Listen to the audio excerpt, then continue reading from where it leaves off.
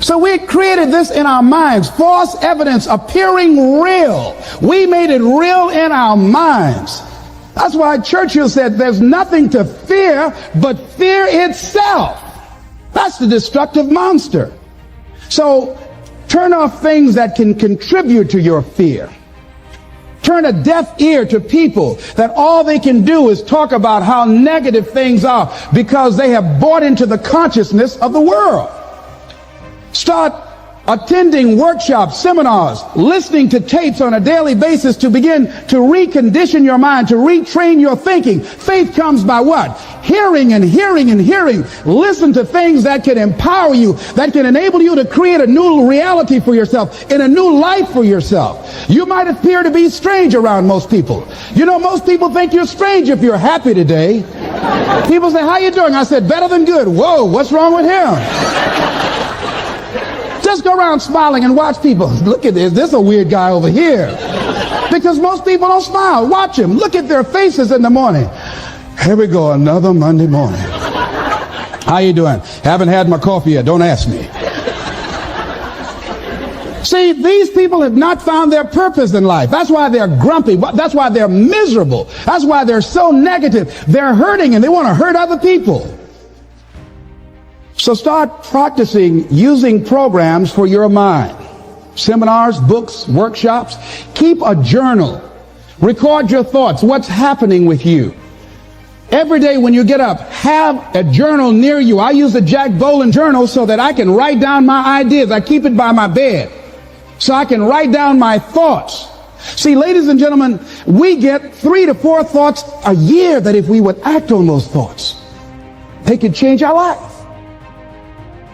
When you don't have a true appreciation and acceptance for who you are, and you allow yourself to be immobilized by fear, what happens in the process is that you begin to abuse yourself.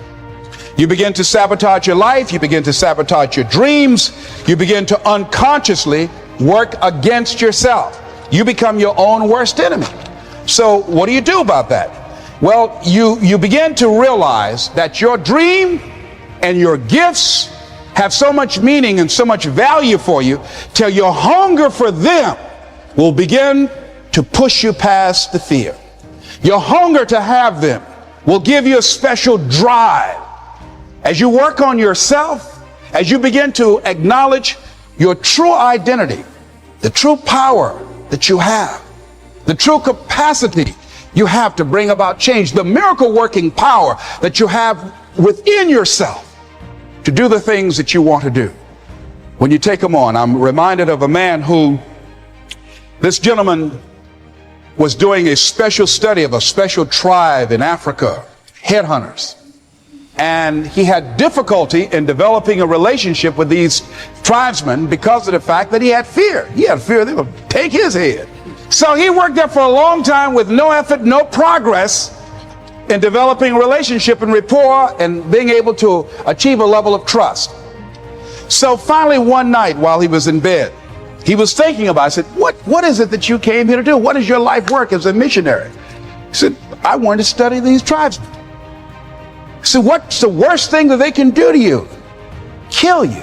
And he just decided, hey, this is what I came here to do. I know that there's some risk involved, and I'm going to do it, come what may. He said, I'm not going to be afraid anymore. He went back the next day, and he started doing the work and trying to talk to and interview many of the members of this tribe. And they began to respond to him. They threw out the welcome mat to him. And years later, when people came to see what his progress was, they asked him, how were you able to do this? How did you convert the relationship from being hostile to that of being positive? And he said something I think has value for all of us. He said, when life can no longer threaten you with death, he said, what else is there? And the majority of the fears that we have are not life or death fears. They're not those kind of fears. But through our imagination, we blow them out of proportion and we give them more power than they actually have or deserve, and we permit them to govern our lives. We permit them to determine how far we can stretch out on our dreams and discovering our stuff. And as we begin to look at ourselves and begin to, wait a minute, just getting to the point as you assess yourself and begin to prove yourself and just say, wait, hold a minute. I've been sweating this out. What's the worst thing that can happen to me on this? Will it kill me? Will I die? Why am I going through all of these changes over this? How much power does this really have? And am I the one that's feeding the power into it? See, a lot of times we allow ourselves to be fed and to be programmed into being afraid. I mean, you watch the news and read the newspaper, you'll be scared to come out the house. Am I right? You'll be afraid. So what kinds of things, what kinds of thoughts are you feeding your consciousness? What kind of things are you putting in your mind that will enable you to either move forward or to justify why you're staying where you are? I used to be a door-to-door salesman. I had X number of TVs. I had a minimum amount that I knew I had to sell every day in order to provide for my mother, who was ill at the time, who had lost her job at the M&M cafeteria because of arthritis. And I said, I'm going to go door to door, and sometimes I would not come home until 1 o'clock at night, knocking on people's door, people closing. What do you want? Would you like to buy a nice working month's television set, no money down? No. What about an Emerson TV? No. Thank you very much. Do you know anybody else that would be interested? No. Thank you very kindly. Knock on another. Hello. Would you like to buy a nice working television set, no money down? No, get away from our door. Thank you very kindly. Do you know anybody else would be? Yeah, my cousin, he lives 2 doors down. Thank you very kindly. I tell him you sent me. When I heard your cousin told me that you wanted to buy a television set, told me to come here and talk to you, we got a special discount for you. Yes, come in, I'm interested. I would just keep right on. I would not go home until I did it. It's an interesting thing, ladies and gentlemen, that when we put ourselves in a situation where we say we're going to do it, it puts you in another zone where the universe responds to you. When you have that kind of consciousness, see, the universe responds to the man or woman that refuses to be denied, because that is your commitment. That business that you want, that book you want to write, that dream that you have of controlling your destiny, that is yours. That power to create that and to manifest that, that is yours. That's available to you. But you've got to be willing to stand there and face disappointment, not have support, be lonely, doubt yourself sometimes, be rejected again and again and again, become bankrupt if necessary, again and again and again, and refuse to turn around until life gives it up. Nothing can resist a person that has that kind of commitment. The people that have made a difference on the planet. When John F. Kennedy said, we will go to the moon in the next decade, he spoke it. That was a commitment, and people shared that vision. People bought into that. We've had all kinds of examples in history where people have made declarations, who have committed their lives to bring about a difference. There are people who are taking a stand today against hunger. I guarantee you it will be a part of our past at some point in time. Someone took a stand against polio. It no longer plagues us as it once did, because someone said, it is my commitment to eradicate it from the face of the earth. Someone made the commitment. The reason that we're here and enjoying the democracy that we have, someone made a commitment that whatever is required, if it means that I die. I remember Paul Robeson, here I stand, for I can do no other. And that's how you must be. Commitment means standing up for your life. It means honoring yourself. It means beginning to say and to see and recognize your alignment and oneness with the universe, and that you are a channel for life to express through. And we short-circuit it with anger. We short-circuit it with fear. We short-circuit it with envy. We short-circuit it by being lazy or apathetic or giving up easily. Why? We say, oh, it's too hard, it's too hard. We don't challenge our spirit. Ladies and gentlemen, there's nothing as powerful as the human spirit. You can't destroy it. You can pervert it, but you can't destroy it. I was reading Man's Search for Meaning by Viktor Frankl. What a powerful book. I'm reading it now for the 7th time. And he gives so many graphic examples of the power of the human spirit.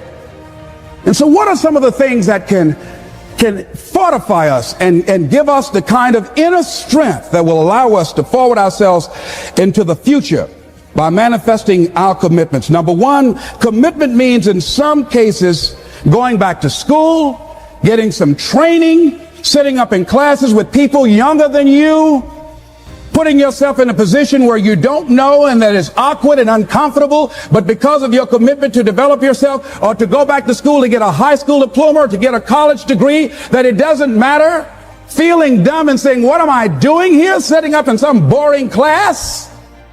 Commitment can mean a lot of things. It could mean that you begin to go back. You got to back up sometimes. It means to back up and not give up, to regroup, back up and regroup and come back again. Because life has waylaid you, because you got knocked down.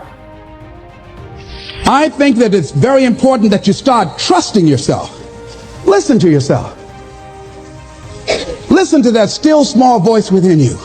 Don't try and make everything logical. There are some things about life that defies logic, that you just can't explain how the outcome is going to be. That once you begin to trust yourself and your ideas and your instincts, life takes on a whole new meaning, because now I want you to do that feeling that you are led. Just feel, I am led. I remember the worst speech I had ever given in my life. I let someone exploit a fear that I had. For years I had a tremendous inferiority complex because I'm not college educated. And this person knew this. And she said, let me write this speech for you. You're going to speak at Ohio State University. Those people are very educated there, and they're going to know when you make grammatical errors, and they're going to know because of the substance of your speech that you are not literate. I care about you. I don't want you to embarrass yourself. So this person proceeded to write a speech for me. I had a speech in my mind. But this person was stronger than I was negatively than I was positive about my own thoughts. And I gave my power away. With my permission, I allowed this person to guide me to do something that I really didn't want to do. But I didn't feel enough inner strength and conviction about my skills as a speaker and the message that I had to bring to stick by my guns. And I got up there at the Ohio Union, and I read this straight speech and did not move and did not take my eyes off the page, because I'm not accustomed to reading. And after I finished, some people gave me a standing ovation because I read it extremely well, and I was very tense and I was very nervous. Ladies and gentlemen, don't give your power away.